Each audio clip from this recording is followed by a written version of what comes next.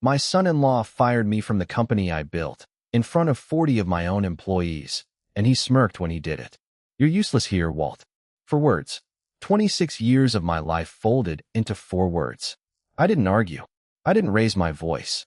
I picked up my coffee mug, the one with the faded Coil Precision Tooling logo I'd had since 1994, and I walked out through the same bay doors I'd installed myself the summer Kristen turned 6. I thought that was the end of it. I was wrong. 3 days later, my phone rang, and the voice on the other end said, "Mr. Coyle, we need to talk about who actually owns this company." That call changed everything. My name is Walter Coyle. Everyone calls me Walt. I'm 66 years old. I've spent almost my entire adult life building precision tooling components in Dayton, Ohio.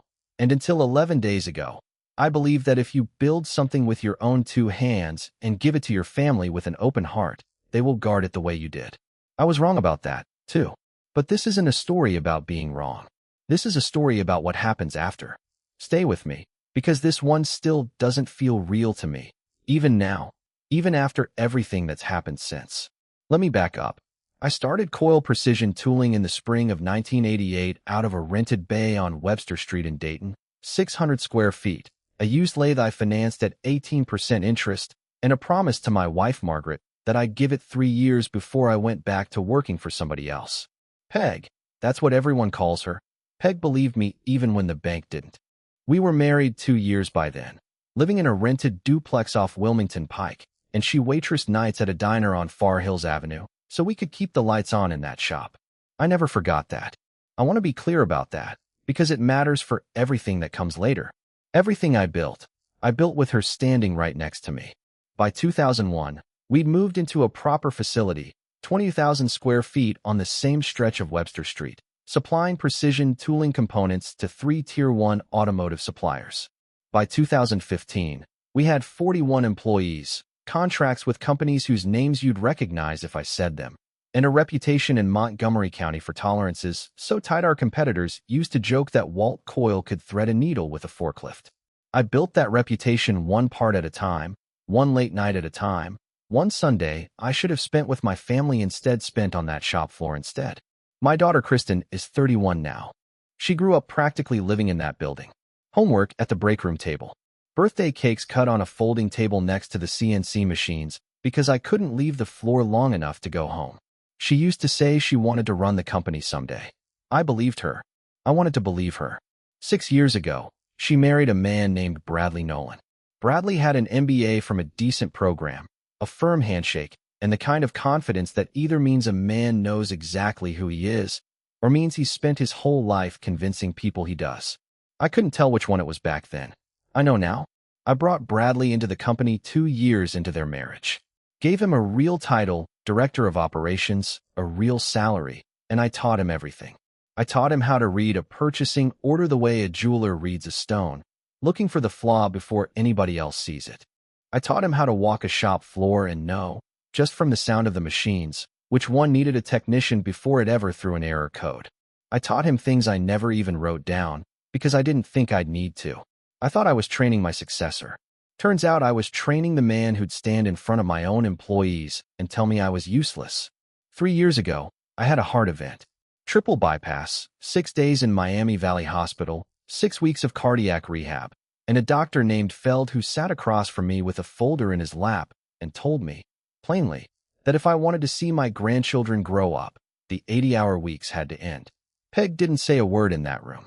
She just reached over and took my hand, and I felt her fingers shaking, and that told me more than the doctor's whole speech did. So I stepped back. I made Bradley CEO. I took the title of Chairman Emeritus, which sounds important and mostly means you get a nice chair at the holiday party.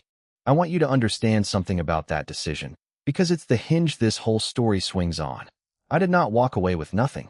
My attorney at the time, a good man named Gordon Blake who'd handled my contracts since 1997, sat me down and said, "Walt, you're giving this man day-to-day control. Fine, but you built this. You are not giving him the company. You're giving him a job." So we structured it that way. Bradley got the title, the office, the salary, the authority to run daily operations. I retained 71% of voting shares through a family trust Gordon drew up, the Coyle Family Trust, with Peg and me as co-trustees. I also personally guaranteed the company's $2.4 million operating line of credit at Fifth Third Bank, because in 2019 no bank in Ohio was going to extend that kind of credit to a young CEO with no personal collateral history, no matter how sharp his MBA was. And one thing I almost forgot to mention because it seemed like a formality at the time. I personally own the building on Webster Street through a separate holding company, Coyle Realty Holdings, and I lease it to Coyle Precision Tooling. Bradley knew all of this. He signed the lease himself. He sat in Gordon's office and shook my hand and told me, "Walt, this is smart. This protects everybody." I didn't know it yet, but Bradley had a very different definition of protecting everybody than I did. For the first year, things were good. Genuinely good.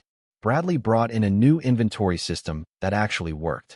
He landed a contract with a Tier 2 supplier out of Columbus that added $600,000 in annual revenue. I sat in my chairman emeritus chair twice a month, nodded, offered advice when asked, and mostly stayed out of his way. Kristen would call me on Sundays and tell me how proud she was of him, how proud she was of us, and I let myself believe the transition had worked exactly the way it was supposed to. The second year, things started to shift. Small things at first. I stopped getting copied on emails I used to be copied on automatically. I'd hear about decisions after they'd already been made, not before.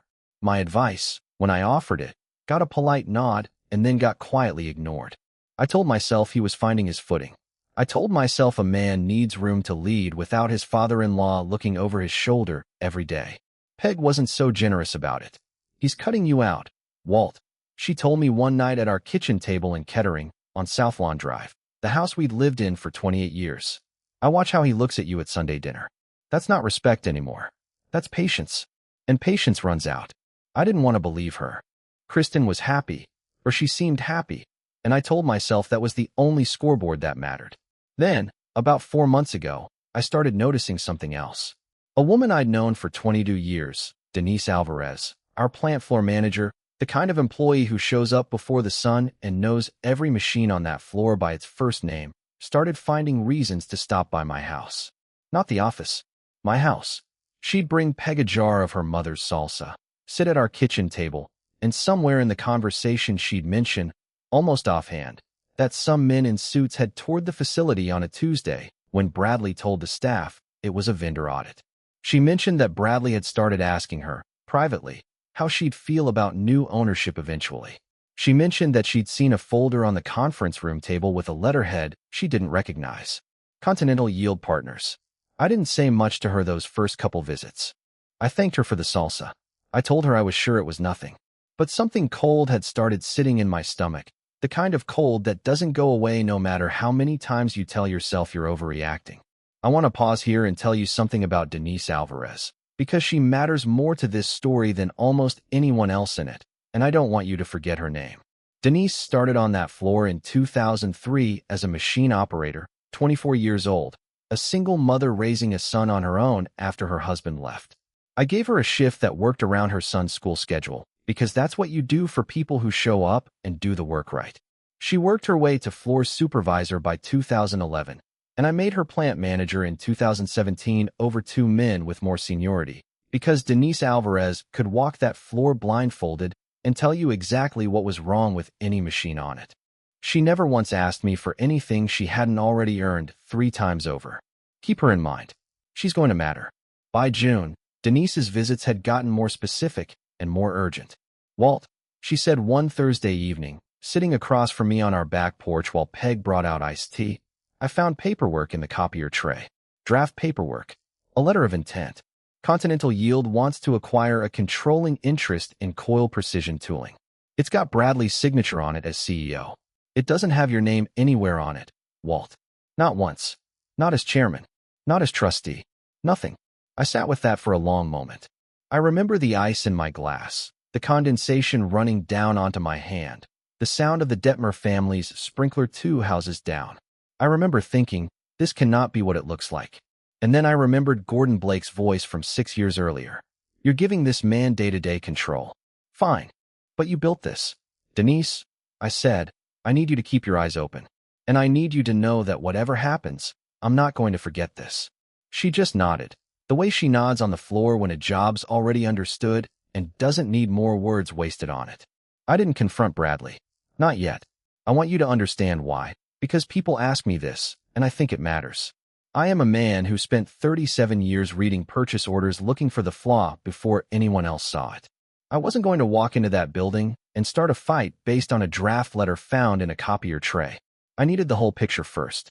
So I called Gordon Blake, retired now, but still sharp as a new drill bit, and I asked him to quietly pull the trust documents, the lease agreement, and the bank guarantee, just to refresh both our memories on exactly what still belonged to me on paper in case I needed it.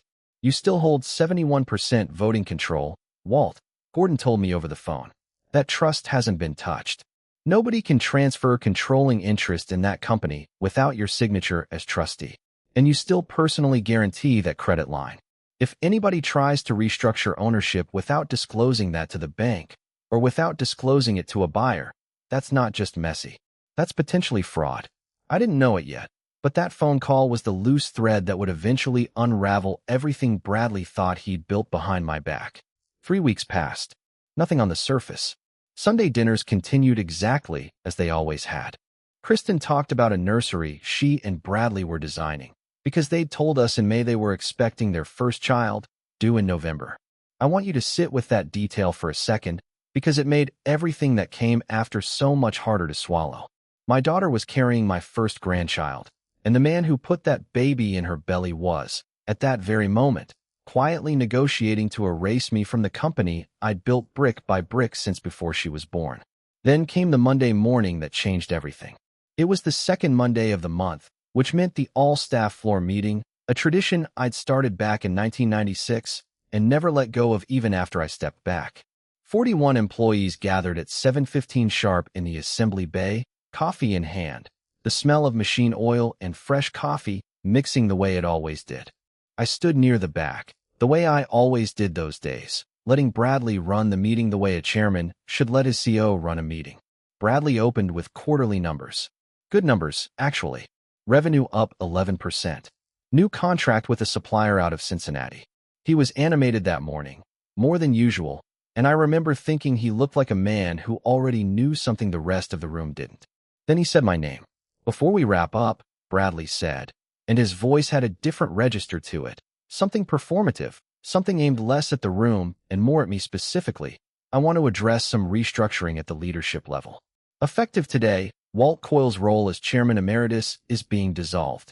We're streamlining decision-making to reflect where this company is actually headed. The room went quiet the way a shop floor goes quiet when a machine throws an unexpected error, that specific silence made of 40 people trying to figure out if they heard what they think they heard. I didn't move. I didn't say anything. Walt, Bradley continued, and here's where his voice changed again, colder, sharper, aimed like a tool at a specific point. I think we all know this company outgrew the chairman in name-only arrangement a while ago. No hard feelings. But you're useless here now, and everybody in this room knows it. You're useless here. 41 people. My employees. Denise Alvarez standing near the front, her jaw tight, her eyes finding mine across the room. A young machinist named Rico who I'd personally trained on the Swiss lathe 8 years earlier, staring at his boots. My son-in-law, standing at the podium I'd bought secondhand in 2003, smirking at me like he'd just closed the best deal of his career. I set my coffee mug down on the nearest workbench. The Coil Precision tooling mug, the one with the logo half worn off. I straightened my jacket, and I said the only thing I said that whole morning. All right, Bradley. 2 words. That's it.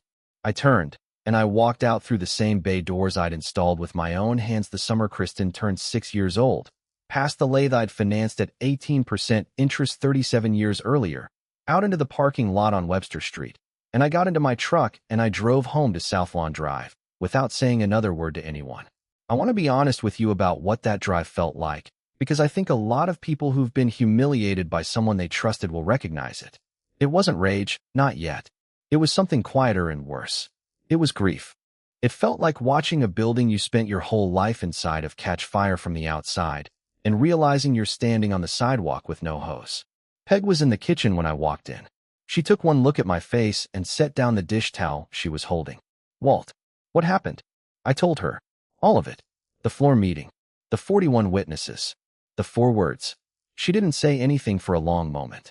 Then she walked over, put both hands on my face the way she's done since we were 23 years old, and she said, "Whatever you decide to do next, Walter Coyle, I am standing right beside you. The way I always have." I didn't know it yet, sitting in that kitchen with my wife's hands on my face. But 3 days later my phone was going to ring, and the truth was going to come out in a way none of us saw coming, least of all Bradley Nolan. Welcome back to Sweet Family Revenge. If you're just joining us, grab your coffee, get comfortable, because this next part is where everything turns. Drop a comment and let me know where you're watching from. And if you haven't already, hit that subscribe button so you don't miss how this ends. I spent that first day in a kind of fog. I didn't call Kristen. I didn't call Bradley.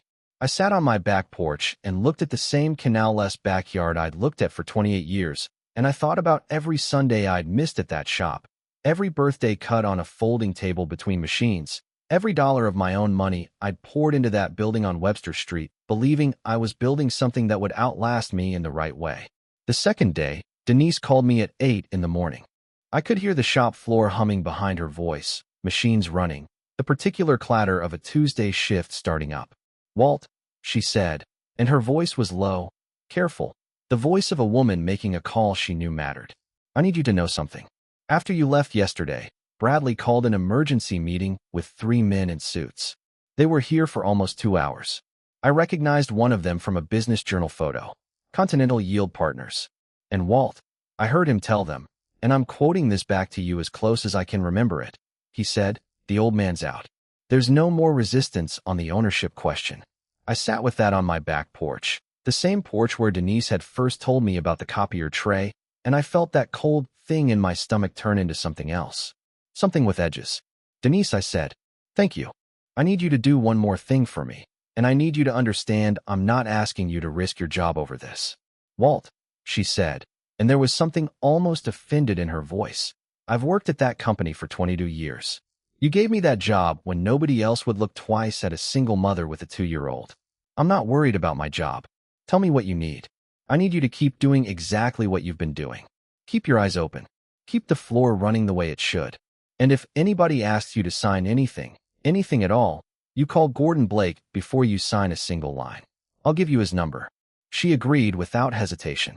That afternoon, I drove out to Gordon Blake's office on Far Hills Avenue, the same street where Peg used to waitress 40 years earlier, and I laid everything out for him. The floor meeting. The 4 words. Denise's report of the Continental Yield meeting. Gordon listened the way he always listened, without interrupting, his hands folded on his desk, and when I finished, he leaned back in his chair. "Walt," he said, "I want to walk you through exactly what you still control, because I don't think Bradley understands it, and honestly, I'm not sure you fully remember it either after all these years of staying quiet about it." He slid 3 folders across the desk. 1. The Coyle Family Trust. 71% voting control of Coyle Precision Tooling. You and Peg are co-trustees. No sale, merger, or change of controlling interest is legally valid without your signature. If Bradley signed a letter of intent with Continental Yield representing that he has authority to transfer controlling interest, and he did not disclose the trust structure to them, that is, at minimum, a material misrepresentation to a potential buyer. Depending on what else is in that letter, it could be worse than that. 2. He tapped the second folder. The personal guarantee on the fifth third operating line. $2.4 million. That guarantee is yours, personally, not the trust's, not the company's. If Continental Yield is planning to restructure ownership and refinance that line, which frankly they'd have to, given the numbers, the bank is going to require either your continued personal guarantee or a full release and replacement guarantee from the new ownership. That means the bank needs to talk to you directly before any deal closes. There is no version of this transaction that doesn't eventually run straight through your desk, Walt, whether Bradley wants it to or not. 3. He opened the last folder. The building. Coyle Realty Holdings owns 20,000 square feet on Webster Street outright, mortgage-free since 2019. Coyle Precision Tooling leases that facility from you on a 5-year term with 2 remaining years, and there's a change of control clause in that lease, one I insisted on writing in myself 6 years ago, which gives you the right to terminate the lease with 90 days' notice if there is a change in majority ownership of the tenant company without your prior written consent. I sat there in Gordon's office and let that settle. Bradley had spent months, maybe longer, quietly negotiating away a company he never actually owned, in a building he didn't own, backed by a credit line he wasn't personally responsible for. He had built an entire deal on sand, and he either didn't know it, or he was betting that I'd never find out until it was too late to matter. "What do you want to do, Walt?" Gordon asked. I thought about Kristen, 7 months pregnant. I thought about the baby who'd be born into whatever came out of the next few weeks. And I thought about 41 employees who depended on that paycheck every other Friday. People like Denise Alvarez, who'd given that company 22 years of her life and never once asked for more than she'd earned. "I want the truth out," I said. "All of it. But I want it done clean. No shouting. No scene in front of my employees the way he did to me. I want it done the way I've always done business. With paper. With facts. With people in the room who can't argue with either one." Gordon nodded slowly. "Then let's build the paper." Over the next several days, Gordon and I worked quietly. We requested, through formal channels, a copy of the letter of intent Bradley had signed with Continental Yield Partners, citing my rights as majority trustee to review any document purporting to affect controlling interest in the company. Legally, they had no choice but to produce it. What came back confirmed everything Denise had described and worse. Bradley had represented to Continental Yield, in writing, that he held or controlled sufficient authority to facilitate a transfer of majority ownership, and he had not disclosed the existence of the Coyle family trust anywhere in the deal documents. He had described the ownership structure of the company as founder transitioned, fully vested in current executive leadership. That sentence was, in plain terms, a lie. A lie with his signature on it. I didn't know it yet, but that letter was about to reach the desk of a man named Carl Whitfield, managing partner at Continental Yield, and Carl Whitfield does not like discovering, halfway through due diligence, that the man he's been negotiating with for 4 months does not actually own what he's been selling. The call came on a Thursday afternoon, 3 days after the floor meeting, exactly as I told you at the start of this story. I was in my study on South Lawn Drive when my cell phone rang, a Cincinnati area code I didn't recognize. "Mr. Coyle," the voice said, measured, careful, the voice of a man who deals in large numbers for a living. "My name is Carl Whitfield. I'm the managing partner at Continental Yield Partners. I believe you're aware we've been in discussions with Bradley Nolan regarding an investment in Coyle Precision Tooling." "I'm aware," I said. "Mr. Coyle, I'll be direct, because I think you'd prefer that. Our legal team completed a review of the trust documentation your attorney sent over yesterday. I have to tell you, this has raised some significant concerns for our firm, concerns that go well beyond the ownership structure itself." A pause. "We need to talk." I sat back in my chair. Outside my study window, Peg was watering the hydrangeas she'd planted the same spring I broke ground on the Webster Street facility, and I remember thinking, this is the moment. Everything that comes next starts right here. "Mr. Whitfield," I said, "I think that's a very good idea. Why don't you come to Dayton?" He arrived 4 days later, on a Monday, fittingly enough. Gordon Blake sat beside me in a small conference room Gordon's firm kept for exactly this kind of meeting, and Carl Whitfield sat across from us with a single associate and a leather folio he barely opened, because by that point he already knew what was in it. "Mr. Coyle," Whitfield said, "I want to be transparent with you, because frankly, my firm has a reputation to protect, and Mr. Nolan's representations to us were, to put it plainly, materially false. He told our team he held controlling authority over the company. He described you as a retired founder with no ongoing role. Our legal counsel flagged the trust filing during a routine title search on the Webster Street property, which, I understand now, you personally own." "I do," I said.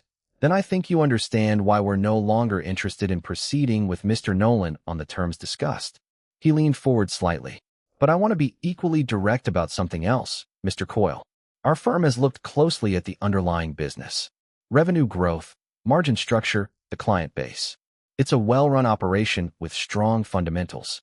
If you, as the actual controlling owner, were ever interested in a legitimate conversation about investment, expansion capital, succession planning, done properly and transparently, my firm would welcome that conversation, on very different terms than the ones Mr. Nolan proposed."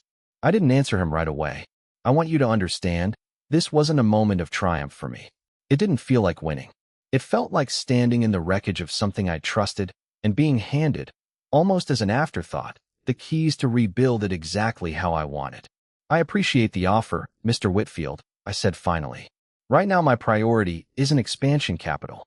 It's making sure the people who actually run that floor every day are protected and making sure the man who tried to sell my company out from under me faces exactly what he's earned. After that, we can talk business. Whitfield nodded, the nod of a man who respects a clean answer more than a desperate one. Understood. Take the time you need. That conversation confirmed everything. Bradley hadn't just humiliated me in front of 41 employees. He had, over the course of months, systematically lied to outside investors, concealed the true ownership structure of the company from a firm about to hand him millions of dollars, and done all of it while his own wife, my daughter, sat at home 7 months pregnant, believing her husband was simply growing the business, the way he'd told her at every dinner. I still hadn't spoken to Bradley directly, not once since he called me useless in front of the whole shop floor. I hadn't spoken to Kristen either, not about any of this, though she'd called twice and I'd let it go to voicemail both times, because I wasn't ready yet, and because I needed her to hear the truth all at once, not in pieces that Bradley could still spin. I called a meeting. Not a confrontation, a meeting, in the same conference room at the Webster Street facility where I'd trained Bradley on purchase orders 6 years earlier. I asked Gordon to be present. I asked Denise Alvarez to be present because she deserved to see, with her own eyes, what her loyalty had helped uncover. And I told Kristen, gently, over the phone the night before, that I needed her there too, that it involved her family and her future, and that I loved her no matter what she decided to do with what she heard. "Dad," she said, and her voice cracked in a way that told me some part of her already suspected something was wrong. "What is this about?" "I'll show you tomorrow, sweetheart," I said. "I promise you, whatever happens, I am still your father, and that has never once been in question." The meeting was set for 10 o'clock the following Wednesday morning.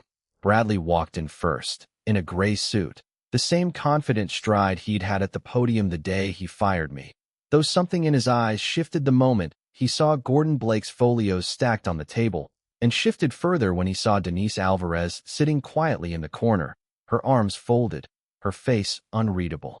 Kristen came in behind him, 8 months pregnant now, one hand resting on the small of her back, the other on her belly, and she looked between her husband and her father with the expression of a woman standing on a bridge that's just started to sway. "What's this about, Walt?" Bradley said, and I noted, quietly, that he didn't call me Dad the way he used to. He never had, actually, not once in 6 years, and I'd never thought much of it until that exact moment. "Sit down, Bradley," I said. My voice was calm. "I want you to understand that." I had spent 3 days rehearsing this moment in my head, and every version of it, I stayed calm, because slow and calm is scarier than shouting will ever be, and because I did not want my grandchild's first memory of this family, told to her someday as a story, to include her grandfather losing his composure. He sat. Kristen sat beside him, though I noticed she left a small, deliberate gap between their chairs.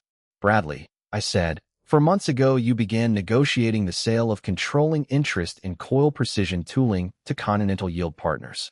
You represented to them, in writing, that you held sufficient authority to transfer that controlling interest. You did not disclose the existence of the Coil Family Trust, which holds 71% of the voting shares in my name and my wife's name.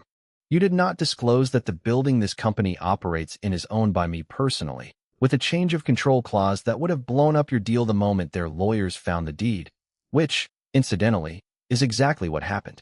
Bradley's jaw tightened. "Walt, I can explain." "I'm not finished," I said, and something in my voice made him stop.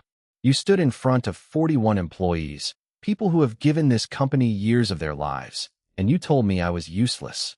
On the same week, in the same breath practically, you were telling investors from a Cincinnati private equity firm that I didn't exist as anything more than a retired name on a wall. Which was it, Bradley? Was I useless, or was I inconvenient?"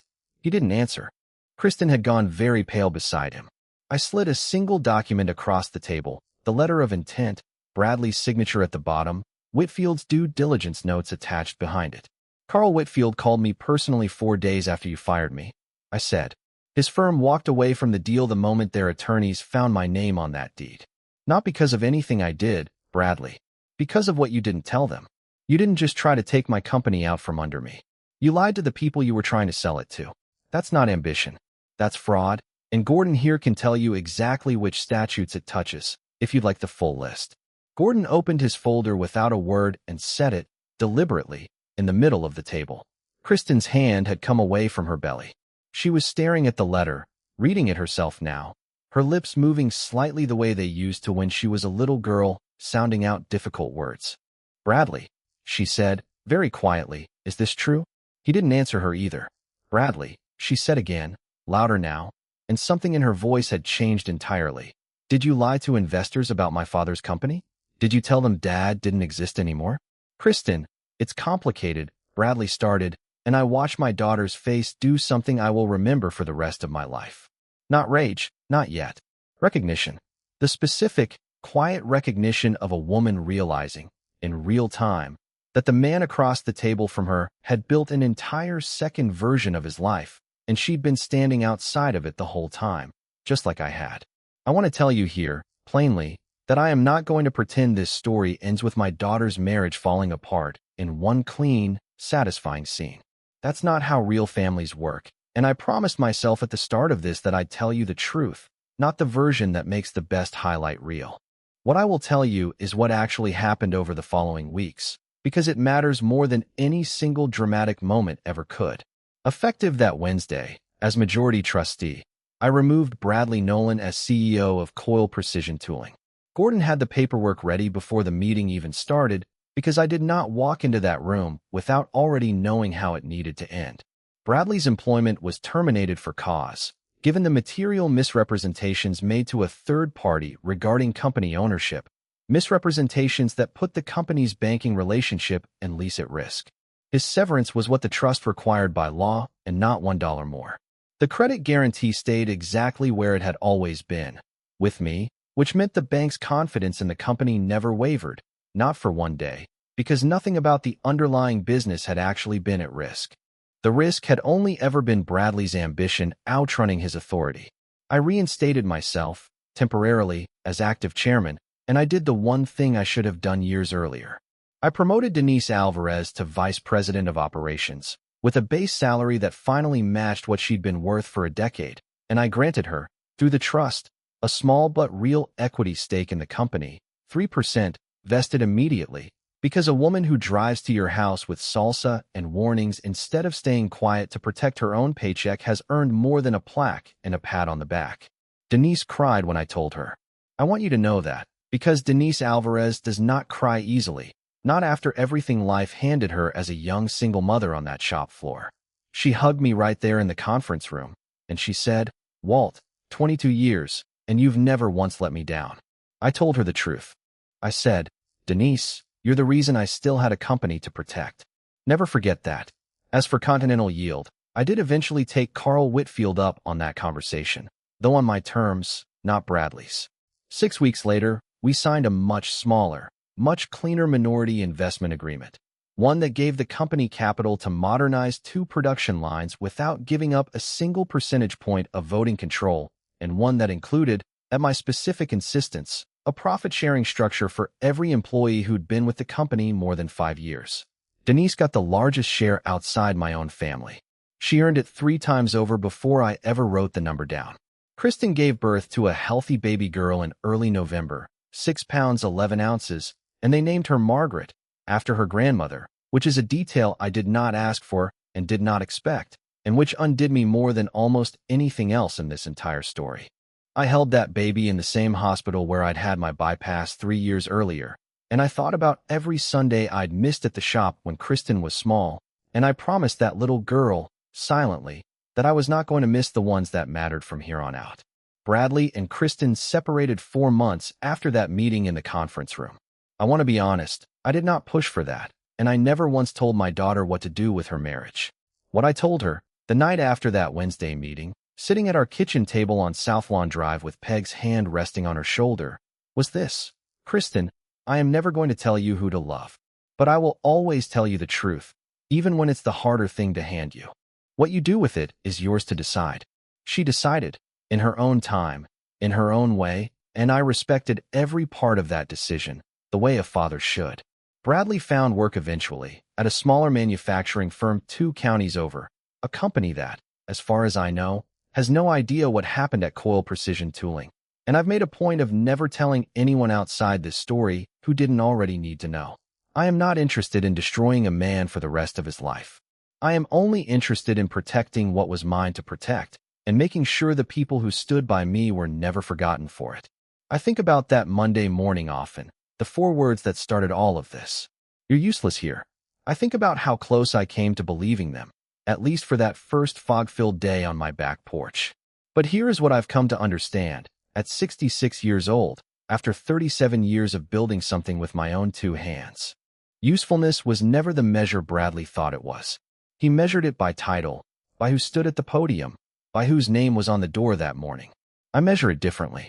I measure it by who shows up when it costs them something to show up, by who drives to your house with a jar of salsa and a warning instead of staying silent to protect their own paycheck, by who holds your hand across a hospital bed or waters your hydrangeas every single spring for 28 years without once being asked. Denise Alvarez is still on that floor today, vice president now, walking it with the same quiet authority she's always had, except now everyone in that building knows exactly what she's worth, because I made sure of it. My granddaughter Margaret is 14 months old as I record this, and every other Sunday, Kristen brings her by the house on South Lawn Drive, and I sit on that same back porch, and I let her fall asleep on my shoulder the way her mother used to fall asleep on the break room table between machines 40 years ago. I still walk the floor at Coil Precision Tooling twice a month, the way I did when I was chairman emeritus, except now nobody calls it a formality. They call it Wednesday, because that's the day I show up, and everybody on that floor, from the newest machinist to Denise herself, knows exactly why I still come. Some men build a company and hand it to their family expecting loyalty to come standard, the way a warranty comes with a new machine. I learned, at 66 years old, standing in a bay I built with my own hands, that loyalty was never standard. It was never guaranteed by blood, or by marriage, or by a title on an office door. It has to be earned, the same way everything else worth having has to be earned, and it can be lost in exactly the time it takes to say 4 careless words in front of 41 witnesses. I don't regret a single Sunday I spent at that shop instead of at home, because that shop is what let me protect the people who actually deserve protecting when it mattered most. And I don't regret walking out that day without raising my voice, because the truth, when you let it speak for itself, on paper, in daylight, in front of the right people, doesn't need you to shout at all. It just needs you to be patient enough to let it arrive. If this story meant something to you, hit that like button, leave a comment, and tell me where you're watching from. And subscribe to Sweet Family Revenge Stories so you never miss the next one. I'll see you in the next story.